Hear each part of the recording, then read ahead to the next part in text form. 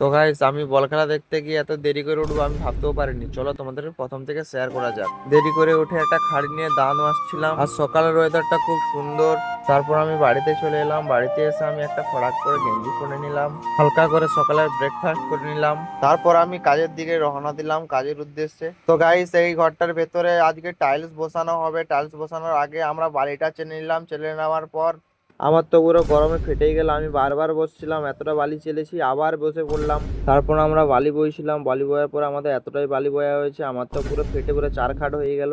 আমাদের এতগুলো সিঁড়ি মারতেই আমাদের আরো ফেটে যাচ্ছিল। আর তারপরে এতটা বয়া হয়েছে আমাদের বালি, আবার বসে পড়লাম। আমি বালি বইতে বইতে আমাদের কখন সময় পেরিয়ে যায়, একটা বেজে যায়, আমরা বুঝতেই পারিনি। আমরা আবার খাওয়ার জন্য ঘরের দিকে রওনা দিলাম। ঘরে এসে আমি শুয়ে পড়লাম। খাওয়া দাওয়ার পর আবার বেরিয়ে পড়লাম কাজের উদ্দেশ্যে। কাকা বলছে আজকে আর কাজ করবো নি, ভালো লাগছে নি। তারপর আমরা কাজ ছুটি করে নিলাম।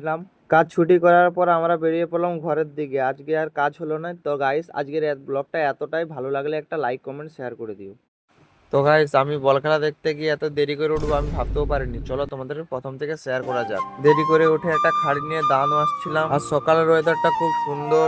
তারপর আমি বাড়িতে চলে এলাম। বাড়িতে এসে আমি একটা ফড়াক করে গেঞ্জি পরে নিলাম, হালকা করে সকালের ব্রেকফাস্ট করে নিলাম। তারপর আমি কাজের দিকে রওনা দিলাম, কাজের উদ্দেশ্যে। তো গাইস, এই ঘরটার ভেতরে আজকে টাইলস বসানো হবে। টাইলস বসানোর আগে আমরা বালিটা চেনে নিলাম। চেলে নেওয়ার পর আমার তো পুরো গরমে ফেটেই গেল। আমি বারবার বসছিলাম, এতটা বালি চেলেছি, আবার বসে পড়লাম। তারপর আমরা বালি বইছিলাম। বালি বয়ার পর আমাদের এতটাই বালি বয়া হয়েছে, আমার তো পুরো ফেটে পুরো চারখাট হয়ে গেল। আমাদের এতগুলো সিঁড়ি মারতেই আমাদের আরো ফেটে যাচ্ছিল। আর তারপরে এতটা বয়া হয়েছে আমাদের বালি, আবার বসে পড়লাম। আমি বালি বইতে বইতে আমাদের কখন সময় পেরিয়ে যায়, একটা বেজে যায়, আমরা বুঝতেই পারিনি। আমরা আবার খাওয়ার জন্য ঘরের দিকে রওনা দিলাম। ঘরে এসে আমি শুয়ে পড়লাম। খাওয়া দাওয়ার পর আবার বেরিয়ে পড়লাম কাজের উদ্দেশ্যে। কাকা বলছে আজকে আর কাজ করবো নি, ভালো লাগছে নি। তারপর আমরা কাজ ছুটি করে নিলাম। কাজ ছুটি করার পর আমরা বেরিয়ে পড়লাম ঘরের দিকে। আজকে আর কাজ হলো না। তো গাইস, আজকের ব্লগটা এতটাই, ভালো লাগলে একটা লাইক কমেন্ট শেয়ার করে দিও।